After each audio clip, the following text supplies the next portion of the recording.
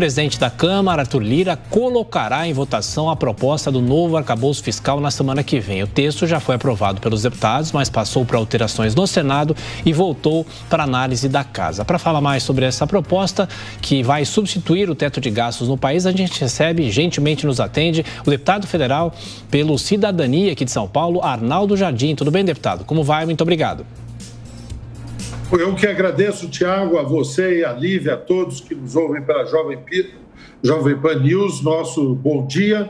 Realmente importante, nós temos já marcado para a próxima terça-feira a votação do arcabouço fiscal. Não é a primeira vez, a Câmara já aprovou, foi ao Senado, modificações foram feitas pelo Senado, estão sendo avaliadas pelo relator Cláudio Cajado, mas eu considero que nós temos já uma maioria muito consolidada para fazer isso.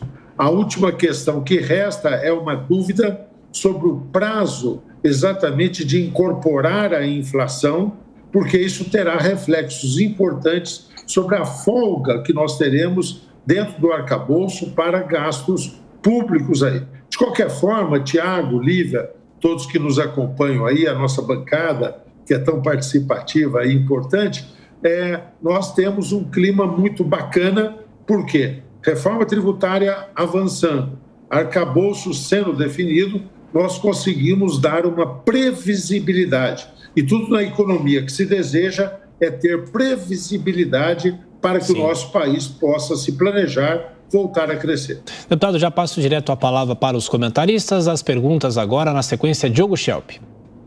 Deputado, bom dia. Deputado, parece fazer tanto tempo que se discutiu o arcabouço fiscal, depois veio a reforma tributária e a gente acaba esquecendo, muitos dos temas essenciais desse arcabouço. Uma das críticas que se fazia era a falta de punição ao governo caso ele não cumprisse as regras estabelecidas. Como o senhor acha que isso vai ficar nessa votação da Câmara?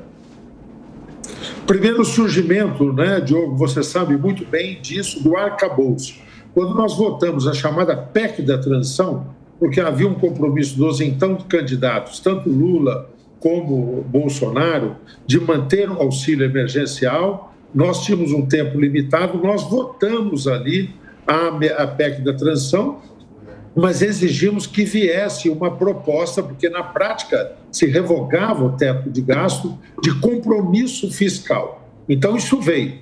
Eu estou dizendo isso porque parece óbvio, mas isso, no nosso entender, foi disputa interna dentro do governo.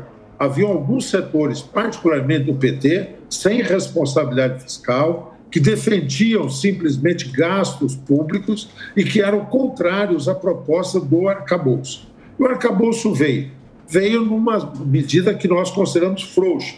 E aquilo que foram as modificações introduzidas pelo relator Cláudio Cajado, uma delas foi nesse rumo que você relembra.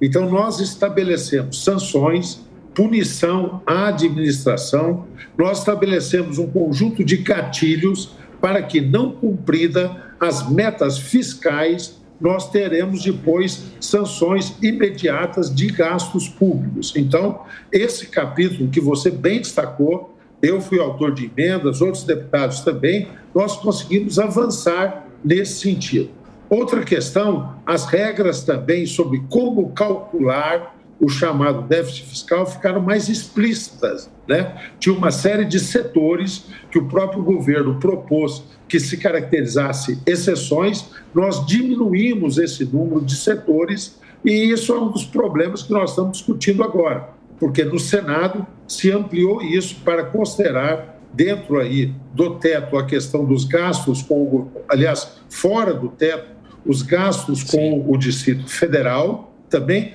e alguns gastos também na área da educação, que são limites constitucionais. E nós estamos buscando voltar ao texto original que foi aprovado na Câmara, que, como você destacou, Diogo, tem esse espírito de tornar as regras mais exatas e mais restritas. Deputado, seguimos agora com uma pergunta de Luiz Felipe Dávila. Bom dia, deputado Arnaldo Jardim. Deputado, duas questões eu gostaria de fazer ao senhor. Primeiro é o seguinte, nesse arcabouço fiscal não se menciona a palavra corte de gastos. é só aumento de receita. É um problema gravíssimo. O brasileiro não aguenta mais pagar imposto. E a única palavra que a Haddad fala é como ele vai aumentar a arrecadação. Não fala nada de corte de gasto. A Câmara dos Deputados vai ter força para falar sobre esse tema? Como é que nós vamos reduzir despesa pública? E eu tenho uma segunda pergunta que eu não posso deixar de fazer ao senhor.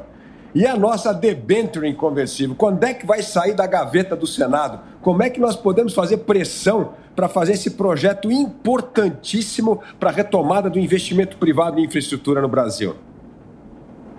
Primeiro, uma alegria dialogar com você, meu caro amigo Luiz Felipe Dávila.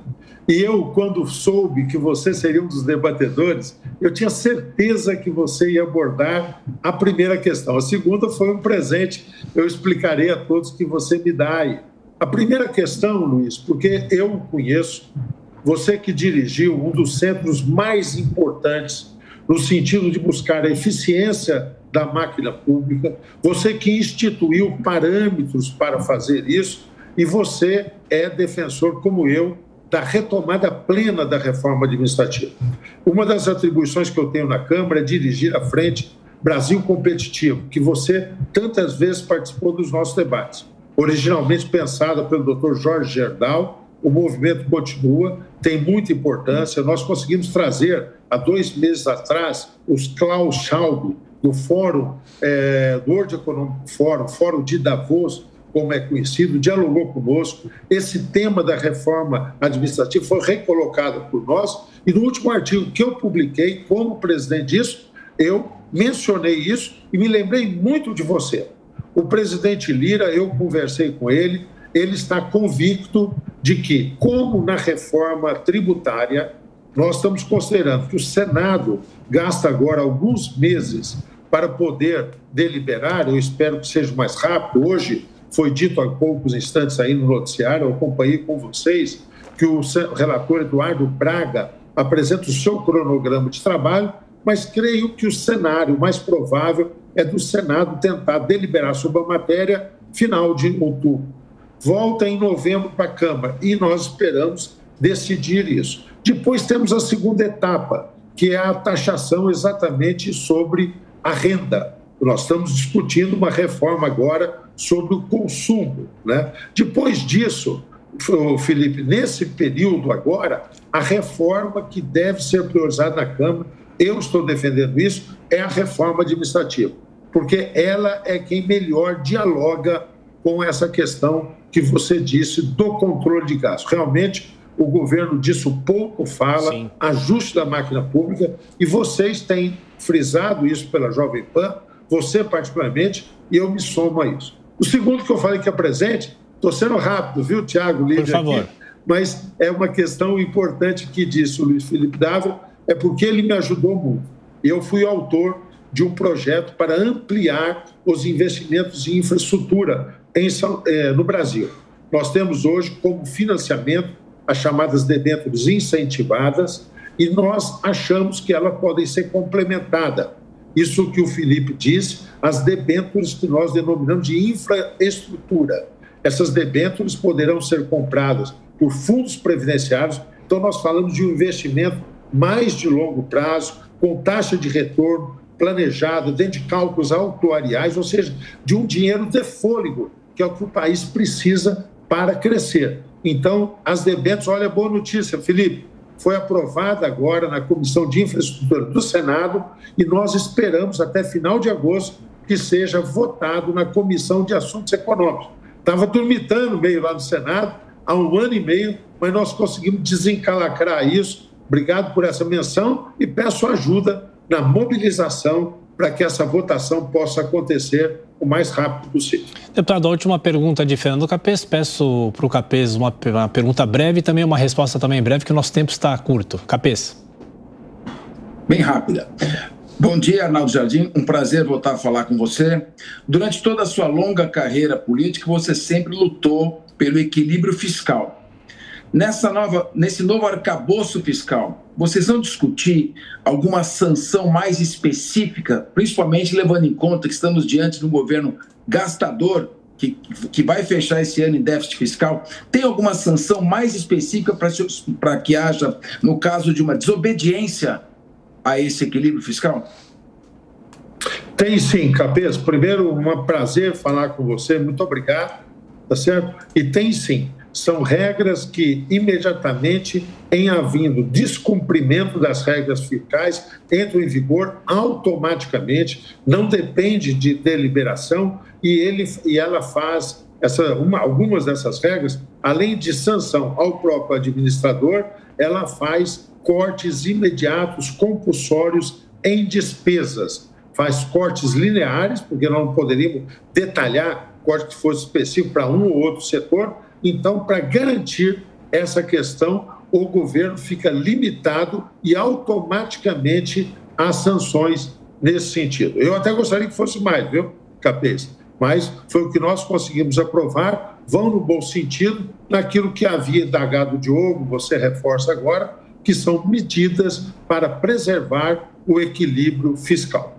Deputado Arnaldo Jardim, do Cidadania de São Paulo, como sempre, muito obrigado pela gentileza, muito bom receber o senhor aqui. Um grande abraço, bom trabalho, até a próxima. Um abraço a todos, muito obrigado.